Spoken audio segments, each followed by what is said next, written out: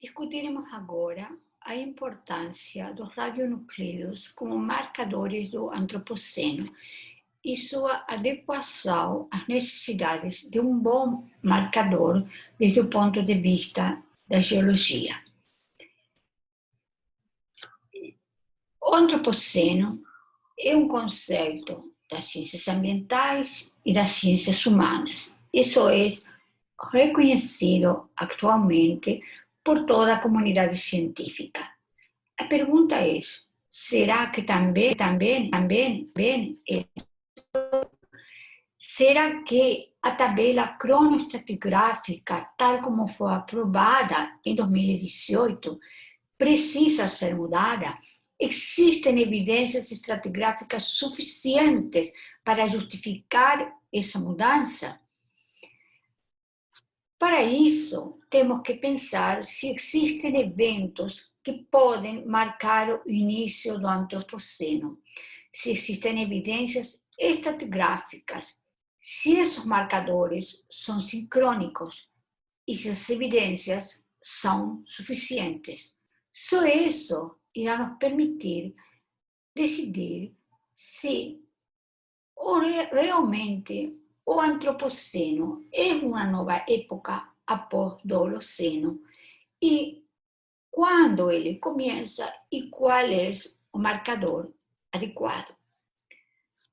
Certamente, a pegada do homem no planeta é muito clara. Existem numerosos eventos que mostram o impacto do homem no planeta ao longo do Holoceno. Provavelmente, o primeiro deles é a origem da agricultura, na primeira idade do Holoceno, Groenlândia. Posteriormente, durante a segunda idade do Holoceno, Nordgripian, acontece o início da agricultura extensiva há aproximadamente 6.000 anos e a produção do arroz é aproximadamente 5.000 anos, 4.000 anos.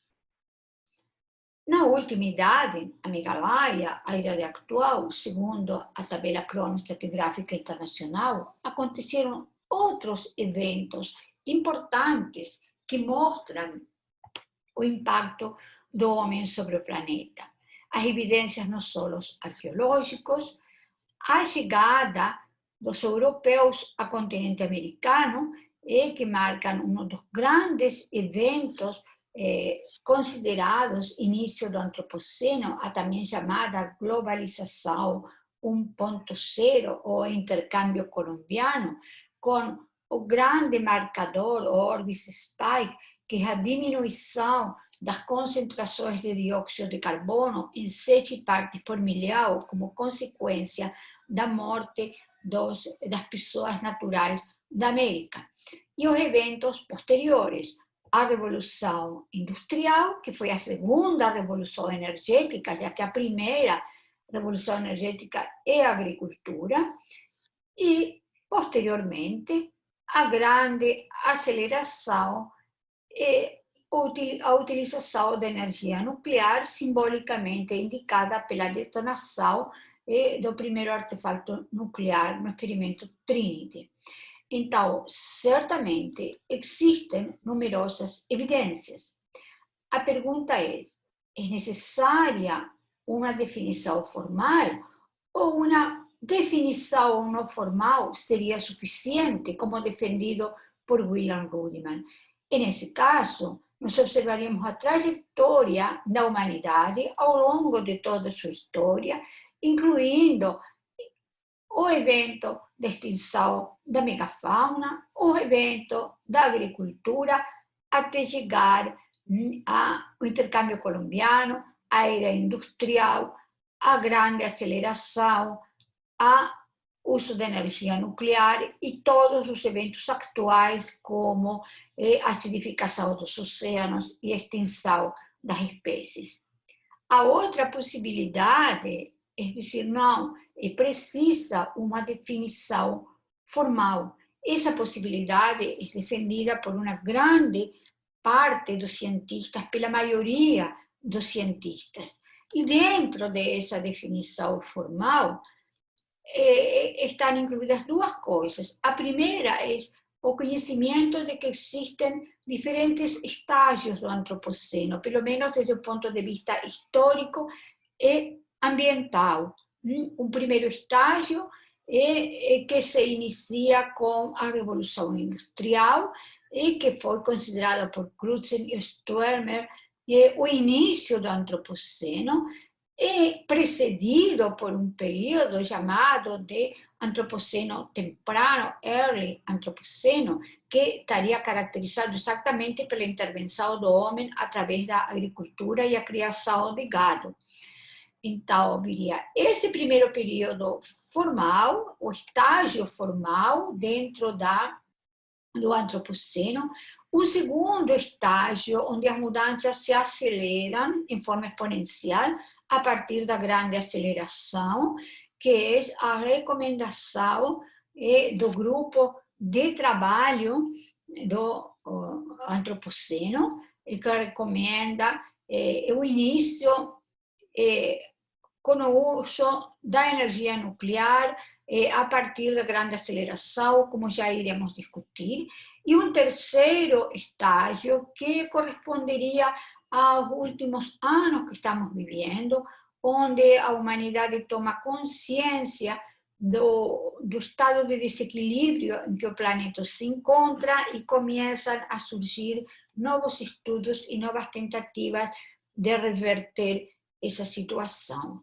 Só que essa proposta de definição formal passa por achar os indicadores adequados. Existe também uma grande discussão sobre se essa definição formal é importante. E certamente é uma questão de opinião.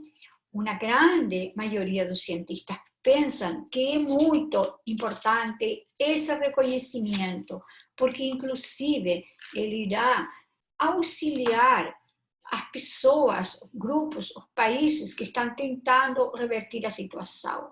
O fato de que a comunidade geológica considere que realmente o impacto sobre o sistema Terra tem sido tão relevante que justifica a mudança da tabela cronoestratigráfica internacional, em certa forma, legitima a opinião dos cientistas das áreas ambientais, biologia e química, e inclusive os cientistas das áreas das ciências humanas, que consideram que algo deve ser feito. Para fazer essa discussão sobre os marcadores formais, nós precisamos encontrar um marcador global. E esse marcador global, tem que ser um material estratigráfico, por exemplo, uma rocha, um sedimento, um testemunho de gelo. Esse marcador é chamado de GSSP, e é, então, um marcador que reúne todas as características desejadas para um marcador. Uma delas, a mais importante, é que tem que ser sincrônico nos diversos lugares do planeta, mostrando claramente, inequivocamente, uma mudança. Além desse marcador global, o GSSP, existirão outros marcadores auxiliares que possam ajudar na justificativa do uso desse marcador principal, o GSSP. E ainda seria interessante poder acordar uma data, o que é chamado de GSSA, que mostre um evento histórico associado a esse marcador GSSP, a esse material estratigráfico que indicaria o início do antropoceno. E então, podem ser considerados diversos eventos. Certamente existem outros, mas os mais importantes são esses aí: a extinção da megafauna, o início da agricultura, a chegada dos europeus ao continente americano, a Revolução Industrial, a grande aceleração e o uso da energia. Considerando estes eventos todos, existem evidências formais e esses marcadores são marcadores sincrônicos, são suficientes. Então, quando começa a intervenção do homem no sistema Terra? Provavelmente a primeira intervenção é a extinção da megafauna. Mas esse foi um evento diacrônico, porque ele foi espalhado no tempo durante um período muito grande, entre 50.000 e 10.000 anos, eventos que coincidem aproximadamente com as grandes migrações da humanidade. Então, esse evento se estende geograficamente em todo o planeta, ou em grande parte dele, em todas as regiões que foram sendo sucessivamente ocupadas pelo homem, mas não foi um evento sincrônico. Nas diferentes regiões do planeta aconteceu em diferentes momentos. Existem marcadores estratigráficos aceitáveis, por exemplo, os fósseis da megafauna, e existem marcadores auxiliares, como os depósitos em lagos. Dessa forma, esse seria, a princípio, um evento adequado, mas não é, porque não é sincrônico, o qual é um requisito extremamente importante. Nesta fotografia está mostrado a reconstituição do esqueleto de uma preguiça gigante encontrada no Brasil. Essa é uma espécie que existia nos estados de Minas Gerais, São Paulo, Bahia e Rio Grande do Norte, e essa peça corresponde a uma coleção do Museu da Geodiversidade do Instituto de Geociências da Universidade Federal do Rio de Janeiro. O segundo evento a ser considerado é o início da agricultura, o que foi chamada a primeira revolução energética. É um evento que começa há aproximadamente 11.000 anos, com o fim da última glaciação, e nesse momento se encontram duas situações favoráveis. A primeira é o homem, o Homo sapiens, tendo desenvolvido sua cultura, especialmente sua cultura coletiva, e a condição climática favorável correspondente ao fim da última glaciação. A conjunção desses dois eventos permite o início da agricultura na Ásia, no Sudeste Asiático, e posteriormente se tornando global. Mas esse é também um evento diacrônico, porque se estendeu aproximadamente durante 5.000 anos. Então, apesar de ter marcadores adequados, como pólen e fitólitos, não foi um evento sincrônico. Há aproximadamente 8.000 anos se inicia a agricultura intensiva, com o qual começam os grandes desmatamentos para o cultivo e também para a criação de animais. Então, também esse é um evento diacrônico com um início difuso. Então, não há um GSSP adequado, mesmo que tenha um marcador importante, que é o aumento das concentrações de dióxido de carbono atribuídas ao desmatamento, e os marcadores auxiliares, como carvão, pólen e fitólitos. E há aproximadamente 5.000 anos se iniciou o cultivo de arroz, que também inicia no Sudeste Asiático e posteriormente se torna global. E esse cultivo leva a um aumento claro das concentrações de metano. Mas, da mesma forma, também é um evento diacrônico. Então, é um GSSP difuso que não pode ser aceito nas condições atuais como um marcador adequado. Então, todos esses eventos se estendem desde há 11.000 anos, depois 8.000 anos e concluindo há aproximadamente 5.000 anos com o cultivo de arroz e, posteriormente, o desenvolvimento maior da agricultura.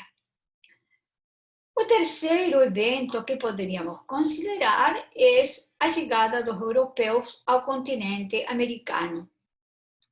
Esse foi um evento que aconteceu a partir de 1492. Ele teve uma extensão geográfica inicial que unia Europa e América, posteriormente se estendendo para a África, e teve, mesmo assim, um impacto global. O maior impacto desse evento foi, desde o ponto de vista da geologia, a diminuição das concentrações de dióxido de carbono, com um pico muito marcado, muito claramente marcado, em 1610. Então, esse é realmente um GSSP adequado, especialmente porque ele mostra um mínimo que é localizável.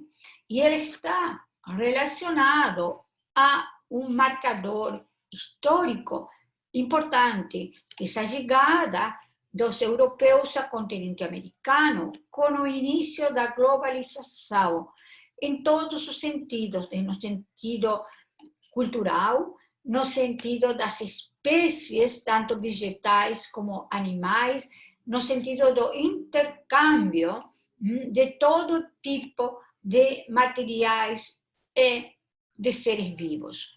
É um evento trágico para a história da humanidade, por conta principalmente da morte de aproximadamente 50 milhões de americanos nativos, que foi exatamente o que ocasionou a diminuição das concentrações de dióxido de carbono, quando essas pessoas desaparecem, deixam de cultivar, e as florestas tropicais, parcialmente impactadas por essas populações, se regeneram. Além de todos os eventos posteriores a 1492, como a escravidão. Então, esse evento poderia, segundo alguns autores, especialmente segundo Lewis e Marlin, ser considerado um evento que reúne as condições para ser um marcador estratigráfico e também para ser um marcador histórico do impacto da humanidade sobre o planeta. Porém, existem outras possibilidades.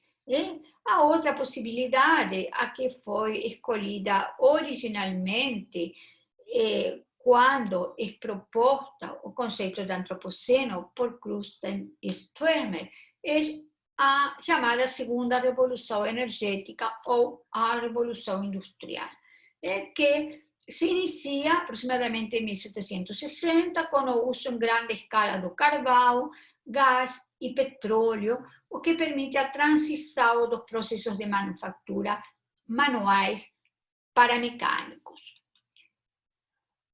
Essa revolução industrial também teve etapas, ou a revolução energética como um todo.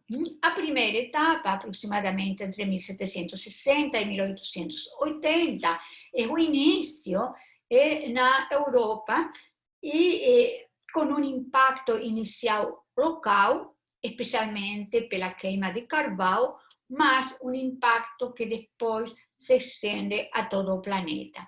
Então, é um evento diacrônico, e os valores, principalmente de concentrações de black carbon, vão aumentando aproximadamente ao longo de 200 anos. Então, desde esse ponto de vista, não é um bom marcador.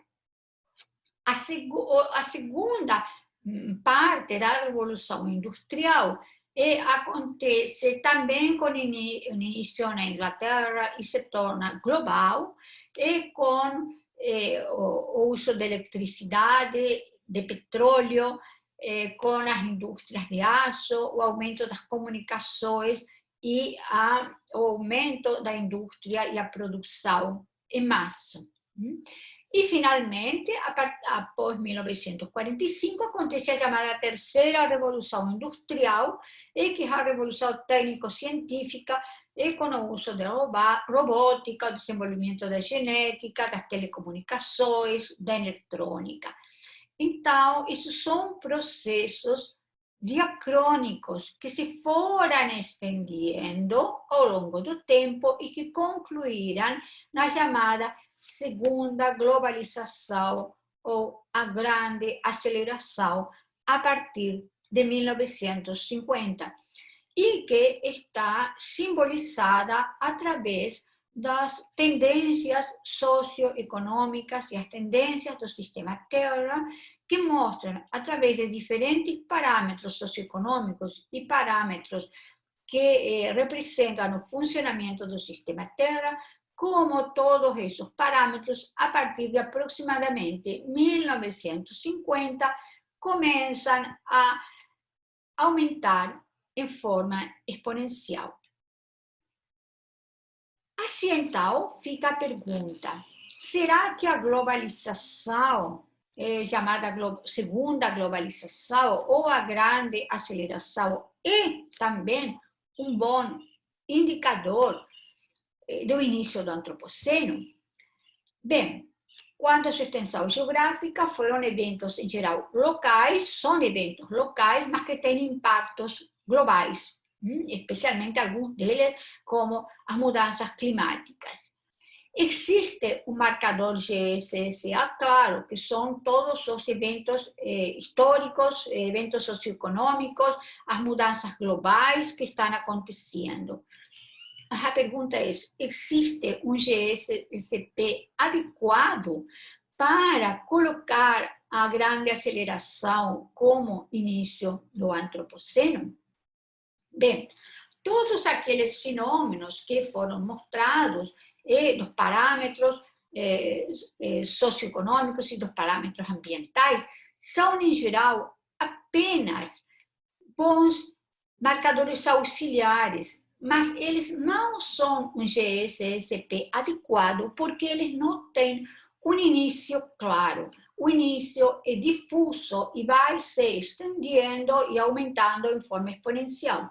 Inclusive, o uso inicial da energia nuclear. Nós poderíamos considerar o dia 16 de julho de 1945, quando foi detonada a primeira bomba nuclear, no experimento Trinity, em Nova México, como um símbolo do início do antropoceno, e então considerar o fallout nuclear como o marcador. Porém, esse foi um evento local, claro que foi um evento histórico de importância global para a humanidade, mas não é um GSSP adequado, porque os sinais que ficaram perduram até o presente, mas eles não abrangem todo o planeta. Essa detonação afetou só uma região do planeta. Então, desde o ponto de vista da geologia, não é um bom marcador. Ou seja, essa é uma escolha que estaria relacionada a um momento histórico, por exemplo, equivalente à definição do limite Cretáceo-Paleogeno, que foi um evento histórico, o meteorito que causa o impacto global que leva à extinção dos dinossauros, é um evento histórico, certo? Mas não é em si essa detonação um evento apropriado para constituir-se em um GSSP. Então, temos que pensar na energia nuclear e no uso da energia nuclear, que é claramente, maioritariamente antrópica, em uma forma mais generalizada, para ver se esse marcador pode ser utilizado de uma outra forma. A primeira fonte antrópica de radiação foi para uso medicinal. Isso foi a partir do século XIX. E, hoje em dia, o uso medicinal é considerado uma fonte importante de exposição artificial, porém é uma exposição restrita a determinados indivíduos, que são os que estão utilizando a energia nuclear como um fim de diagnóstico ou para tratamentos médicos. E, em geral, salvo que aconteça um acidente no uso dessa energia, ela não vai atingir o meio ambiente, então não vão ser obtidos registros geológicos. É claro que existe um caso emblemático, que foi o caso do incidente do Césio-137 em Goiânia, devido ao descarte inadequado de recursos nucleares. Mas foi um caso isolado e também de impacto regional. Existe também o uso da energia nuclear como fonte de energia. A primeira planta industrial e comercial foi instalada em 1956 na Inglaterra. E a partir de aí, o uso de energia nuclear foi aumentando. E nessa fotografia está mostrado Angra dos Reis. Bem, nesta fotografia são mostrados os principais acidentes nucleares que aconteceram. Aqui, o de Three Mile Island, nos Estados Unidos, em 1979, indicado aqui.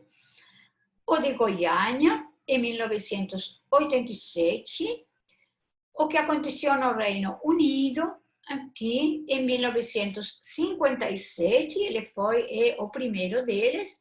Chernobyl, que foi o maior acidente nuclear que se tem na história, e o segundo maior acidente, que foi o de Fukushima, no Japão, em 2011. Aqui, o acidente de Goiânia foi o único relacionado ao descarte inadequado de material utilizado com fins medicinais. Os outros 4 acidentes foram acidentes relacionados ao uso de energia nuclear industrial para a produção de energia, sendo que os 3 primeiros, nos Estados Unidos, na Inglaterra e na Ucrânia, na antiga União Soviética, aconteceram por uma conjunção de problemas técnicos e erros humanos. No caso do acidente no Japão, em 2011, o mais recente, aconteceu devido ao tsunami que afetou a usina nuclear. Então, houve um desastre natural seguido provavelmente de problemas técnicos e talvez erros humanos em lidar com essa situação, ou pelo menos em prever que essa situação podia acontecer. O acidente mais grave de todos eles, como já foi falado, foi o acidente de Chernobyl, acontecido em 1986. E nesse acidente foram liberados vários isótopos radioativos, entre eles Césio-134 e 137, e que são os isótopos que têm tempos de vida maiores, 2 anos para o 134, 30 anos para o Césio-137. Os gases e as partículas radioativas foram transportados a grandes distâncias pelo vento, e depois foram depositados pela chuva e afetaram outros países do continente europeu, não somente a Ucrânia. E a cidade onde estava instalada a planta de energia nuclear teve que ser despejada, e atualmente é uma área restrita, onde, infelizmente, as pessoas nunca mais puderam voltar, e ocasionou a morte e outros efeitos da saúde de muitas pessoas. O acidente do Japão foi em março de 2011, quando a usina foi atingida pelo tsunami. É considerado o segundo mais impactante acidente nuclear após Chernobyl. E nele também foram liberados iodo 131, que tinha sido liberado em Chernobyl, e césio 137. O material radioativo, no caso do Japão, foi emitido na atmosfera, passou para o solo, passou para o oceano, por deposição seca e úmida, impactou o solo e o oceano, e a água contaminada da usina foi despejada diretamente no litoral e contaminou as águas do Pacífico e parte da costa do Japão. Então, esses são acidentes emblemáticos que mostram que o uso da energia nuclear tem certos riscos e, eventualmente, podem acontecer acidentes, mesmo que, claro, foram relativamente poucos para o período em que a energia nuclear foi utilizada. E o impacto desses acidentes nucleares, incluído o de Goiânia, foi muito grande para a população local ou para os países vizinhos, no caso de grandes acidentes como Chernobyl. Mas, contudo, não tiveram um impacto a nível global, de forma que esses acidentes possam ser utilizados como indicadores do início do antropoceno. Porém, há sim um indicador que pode ser considerado e que veremos em breve, que é o uso da energia nuclear e dos testes nucleares. Com respeito ao acidente de Goiânia, em 1987, seria interessante chamar a atenção ao fato de que o césio 137 tem um tempo de vida de 30 anos e que ele decai para bário 137, que é inestável, e o bário emite partículas gama. Neste artigo de Kenneth Collins e colaboradores, o que é césio 137, publicado na revista Química Nova, estão explicadas muitas características importantes do césio 137 e todas as propriedades deles, e inclusive está explicado aquilo que levou a curiosidade das pessoas que interagiram com o pó do césio que foi recolhido pelas pessoas que levaram aquele material radioativo para o Ferro Velho e que ocasionou aquele todo acidente, certo? As pessoas, o que chamou a atenção das pessoas era o fato de que esse pó brilhava no escuro com luz azul. Y eso es debido a que ese proceso de decaimiento do césio es un proceso que libera mucha energía.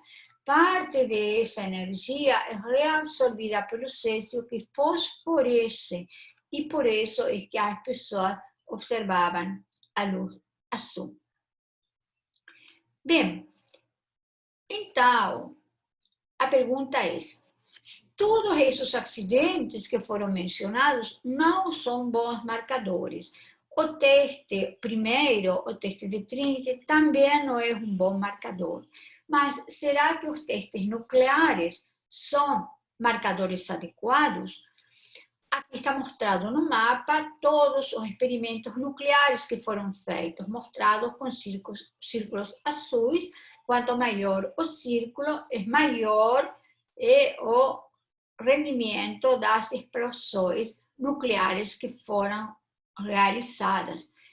Então, se observa que houve experimentos nucleares no hemisfério norte, principalmente, mas também houve experimentos no hemisfério sul. Esses experimentos aconteceram em um dado período de tempo. Os primeiros experimentos estão marcados aqui. Em preto são testes atmosféricos, ou seja, testes acima da superfície da Terra, e posteriormente começaram a ser realizados os testes underground, ou seja, testes embaixo da superfície da Terra. Os testes mais impactantes são os testes de superfície, mostrados aqui nesta figura também, em preto, porque são os que permitiram a liberação do material radioativo na atmosfera e que esse material se expandisse, levado pelos ventos, e depois fosse depositado nos oceanos, principalmente, e nos sedimentos, e inclusive até nos gelos.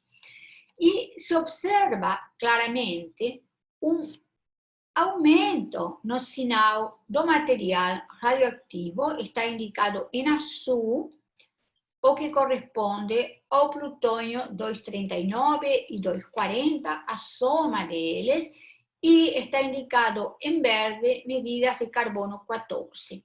E se observa um claro máximo entre 1963 e 1964, que corresponde ao fim dos testes nucleares de superfície. Então, esse é novamente um marcador excelente, porque ele tem um máximo e um mínimo. O máximo são eventos que podem ser claramente medidos com um erro muito pequeno. Entre todos os possíveis radioisótopos, o mais interessante de todos parece ser o plutônio 239 e 240, por causa de seu tempo de vida. No caso do carbono 14, que também está mostrado aqui na figura, ele tem um tempo de vida razoavelmente longo, que são 5.700 anos, né? E é um dos radionuclídeos mais abundantes. Ele mostra esse pico entre 1963 e 1964. Isso é mostrado na maioria dos reservatórios, incluindo solos, troncos de árvores, corais, e então é um sinal suficientemente claro. Agora, os isótopos de plutônio também são bons marcadores. E por que, em geral, se considera que eles são melhores? Por vários motivos, certo? Os isótopos do plutônio têm baixa solubilidade e alta radiatividade, o que facilita a sua associação à argila e à matéria orgânica.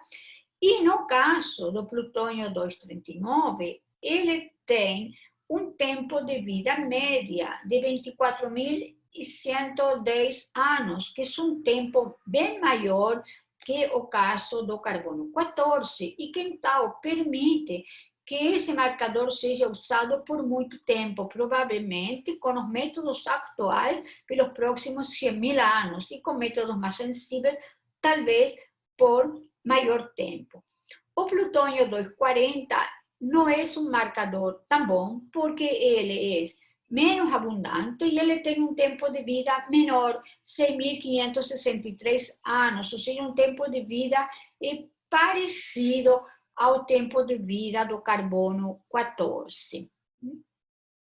Então, como mostra essa figura na linha azul, a soma desses dois isótopos tem um máximo muito claro entre 1963 e 1964, ou seja, coincide com o máximo do carbono 14, e como atualmente a única fonte de emissões de plutônio seriam as plantas industriais nucleares, mas se não acontecendo acidentes nucleares, não há emissão desse isótopo, então, claramente, esse decaimento irá continuar, já que os testes nucleares foram suspensos.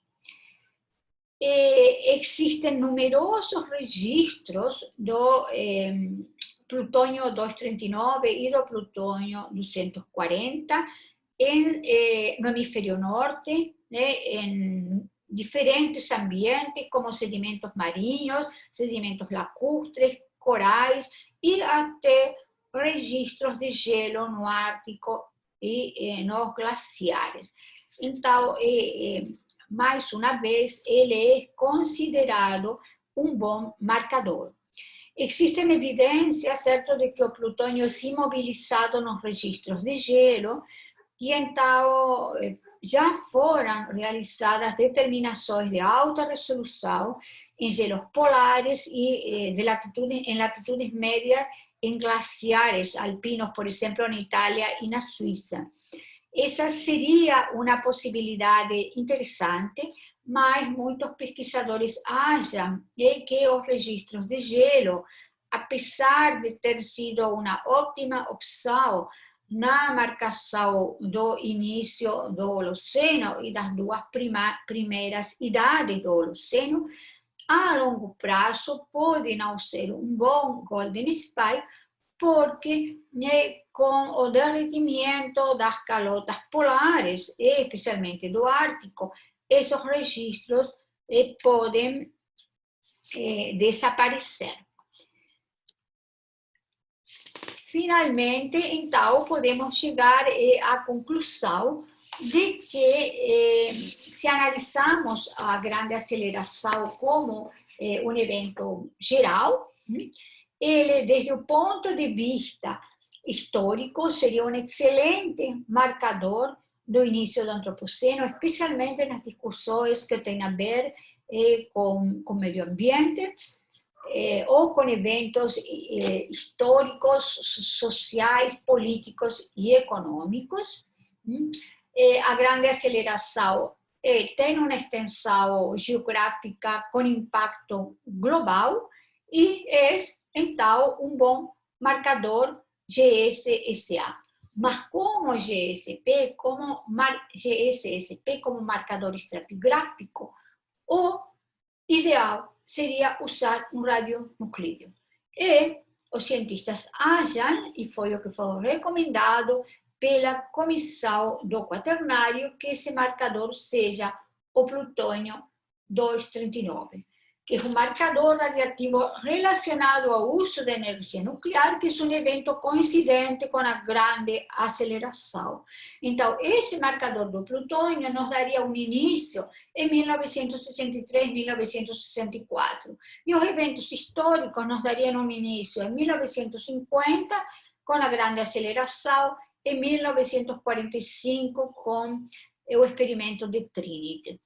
Então, seriam eventos suficientemente próximos no tempo e que seriam satisfatórios desde todos os pontos de vista, porque, além disso, teria os marcadores auxiliares, os numerosos marcadores característicos da grande aceleração, como extinção das espécies, aumento das concentrações de dióxido de carbono, acidificação dos oceanos, aparecimento de tecnofósseis e, inclusive, outros radioisótopos, como o carbono 14 e o césio 137, que podem ser encontrados em numerosos testemunhos. Por exemplo, o césio 137 tem sido encontrado em sedimentos costeiros ao longo de toda a costa brasileira.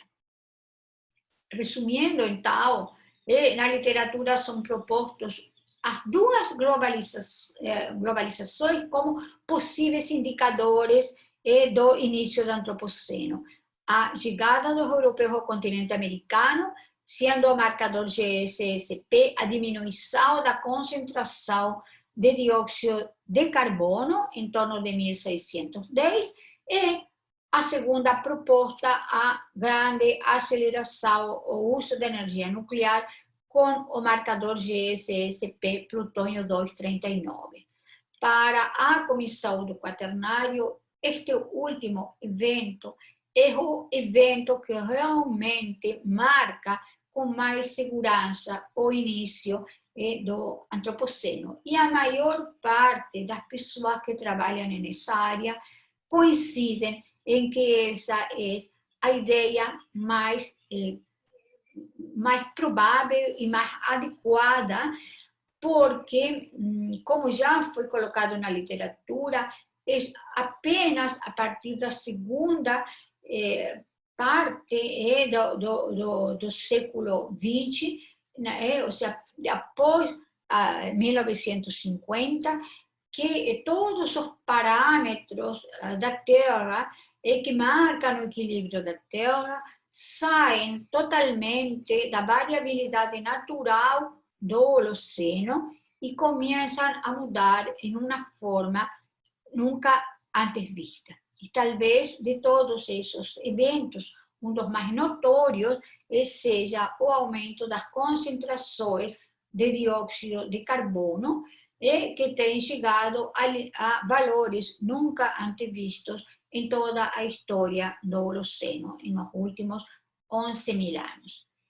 Dessa forma, então, observamos a tabela cronoestratigráfica internacional, tal como aprovada em 2018, e vemos, então, que o Antropoceno, segundo a recomendação do grupo de trabalho do Antropoceno, seria uma nova época após o Holoceno, e escolheríamos como indicador o plutônio 239. Todo o estudo relacionado com isso está neste artigo do ano 2017, e essa proposta foi aprovada no ano de 2019, em maio de 2019, em forma vinculativa por todos os membros do grupo de trabalho do Antropoceno, o que significa que, a partir de agora, essa proposta será passada a instâncias superiores para ser discutida e, eventualmente, aprovada para uma nova modificação da tabela cronoestratigráfica internacional. Para quem quiser conhecer um pouquinho mais sobre o uso de radionuclídeos como marcadores do Antropoceno, eu recomendo este artigo publicado na revista Química Nova no ano de 2020, onde temos esta figura mostrando os testes nucleares que serviram para a proposta do indicador do plutônio 239 como indicador do início do Antropoceno. E também gostaria de mostrar que existem, então, dois trabalhos extremamente importantes que discutem como é feita a marcação do início de uma época ou do início dos estágios ou idades. Um deles é o trabalho do professor Walker e seu grupo, que eles integraram o grupo de trabalho do Holoceno, onde está explicado como foi feita a subdivisão em idades do Holoceno, como foi ratificado formalmente essas divisões e como foram encontrados e analisados os GSSPs. E o outro trabalho é aquele que mostra como se chegou à conclusão de que o Antropoceno seria uma nova época e como poderia ser feita a escolha e a análise do GSSP. Finalmente, então recomendo que vocês continuem estudando sobre este ponto neste material ou em outros que se encontram na literatura.